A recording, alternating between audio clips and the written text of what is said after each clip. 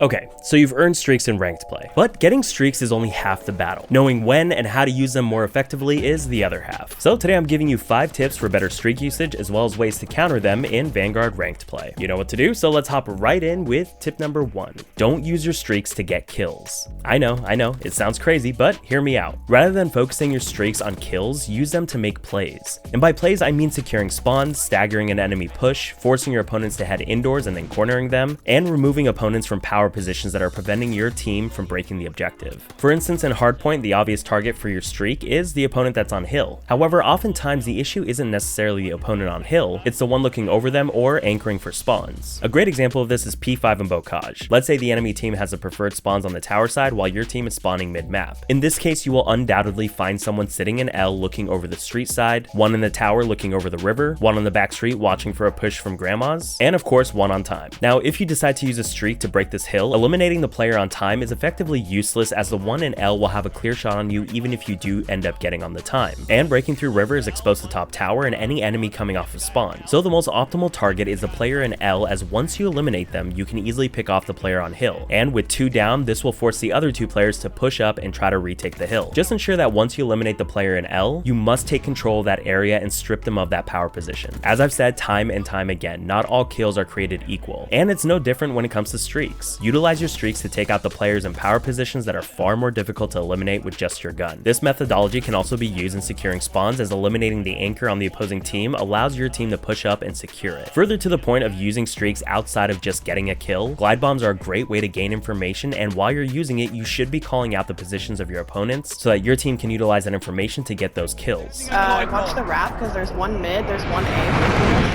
and then the other 2 are in map. In instances where you can only get 1 kill with your streak, the information you provide to your team could result in multiple kills. So remember that how you use your streak, be it to achieve impactful kills or gaining information, can translate into multiple kills. So now that we've covered how to best use your streaks, let's go over why with tip number 2. Use your streaks for the right reasons. The first thing people do when they're alerted to a streak being used is to head for cover, and you can use that impulse to your advantage by picking off opponents as they make their way indoors. Going back to our example on P5 Bocage hardpoint, even if you aren't targeting the player on hill, that player will sometimes head to tunnel as it's the closest refuge to hill. And if you can coordinate to have a teammate waiting in that tunnel, they can catch them off guard as they sprint for cover. This is a great tactic in Search and Destroy, especially on maps like Bocage, Tuscan, and Desert Siege, as those maps have bomb sites that are outdoors. So if you're on offense, using a glide to force your opponents indoors can allow your team time to plant on the outdoor bomb site, as it will likely be unguarded. On the other hand, utilizing a glide on defense can allow your team the opportunity to gain map control and surround the main building on their side of the map. Think barn on Bocage. Even if they're running cold-blooded, they will likely still head indoors just in case, at which point you are aware of their general locations. So remember that utilizing your streaks doesn't always need to involve objective-based reasons like breaking a hill. Sometimes utilizing them for the mere goal of gaining map control or manipulating your opponent to reposition can be highly effective. Moving on to tip number 3, timing is everything. Anytime you're using a streak toward a strategic goal, i.e. breaking a hill, capturing a point, or planting a bomb, ensure that your team in numbers is in close proximity to the objective goal and on standby to capitalize on your streak. In hardpoint, wait until your team is pushed up far enough, and as you call it in, communicate to your team the enemy positions and, most importantly, which opponent you're going to target. That's because you want them to steer clear of the area you're targeting, and so that you're not doubling your efforts toward the same opponent. Your streak should act as the first domino to fall in a coordinated sequence of kills by your team, leading to a successful break. In Control, utilize your streaks to make a play for the point that is more difficult to capture. For example, on Berlin Control, if your team can stack the A point, strafing the platform will slow your opponent down as they try to break the objective. And if your team is there in numbers, the point will be captured too fast for them to do anything about it. The same goes for the B point on Gavutu and Tuscan. Buying more time for your team while stacking a point can be the difference between a win and a loss. In Search and Destroy, utilizing streaks later in the round can prevent the opposing team from planting their bomb while also running down the clock, which in turn forces them to act faster and subsequently more recklessly as they attempt to plant after the streak is used. And the final note in regard to timing is, don't save your streaks for when you're in a pinch. This is something that I had to learn the hard way, because anytime I would earn streaks, I would hold on to them just in case we needed a bailout in the final moments of a game. However, streaks in Vanguard can sometimes be more of a detriment than a benefit. For example, using a strafe during the final moments of a close hardpoint will not only prevent your team from being able to capture it, but at times it won't even get you a kill on the hill, which results in a lot of wasted time while your team waits so that they aren't team killed by it. Even worse, strafes can be highly unpredictable and could result in casualties on your side as well. When it comes to glide bombs, setting aside the time that it takes for them to land, the player utilizing it is is completely useless as they're stuck in the glide screen, and if opponent comes across you while you're calling it in, you're sure to be eliminated.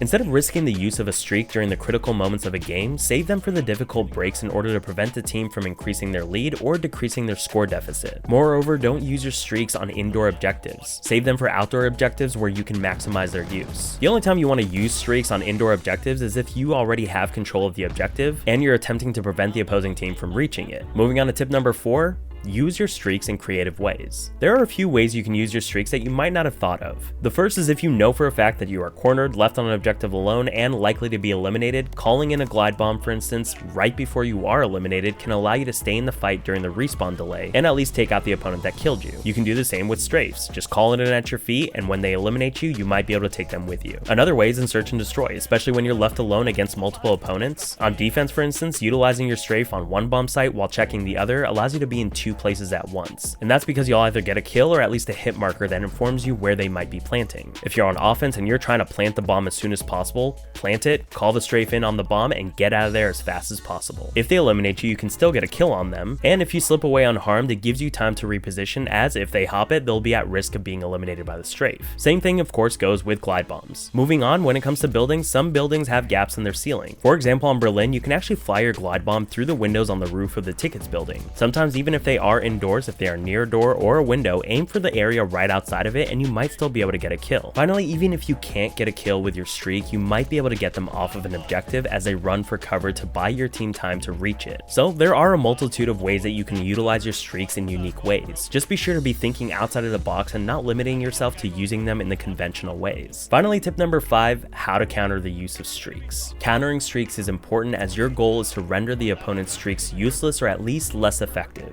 When it comes to strafes, like I said, they are very unpredictable, and sometimes the best thing you can do is absolutely nothing. Especially if you're on the objective, trying to run away can result in you just running into it while also keeping you off of the time. Sometimes if you just stay where you are, you could get lucky and just survive it. When it comes to glides, just make sure that you and your team are spread as far apart as possible so that it only affects one of you. Don't go running in the same direction for the same cover, making it easier for them to get multiple kills. Even better, you can leave one person on the objective to eat the glide bomb while the rest of you run for cover, and as soon as the player on time is eliminated, you can immediately have another person on it. Another tactic is, if there isn't any cover nearby, staying on the objective until the last moments, then running behind a building will force their glide to hit the building. I can't tell you how many times I've been glided on P2 Tuscan where I run into the alley behind the tower at the last minute and it saving my life. Lastly, at times you can actually use the opponent's streaks against them. If they are streaking the objective, get off of it and use that time to wrap them, flank them, or push out in order to eliminate the players trying to capitalize on that streak. Not only does it render their streak useless, but it can sometimes give you the upper hand. But that about does it for today's video. I want to shout out Cozy Squirrel 164 for suggesting to make this video, and if there are any subjects you'd like me to cover, leave them in the comments below. I'll do my best to get to all of them before the Vanguard lifecycle ends, but if there are any subjects for the Modern Warfare beta or the full release you want me to cover, feel free to leave them in the comments as well. As always, you know what to do. My name is Drew, this is Saberhound. Thank you for watching, and I'll see you next week.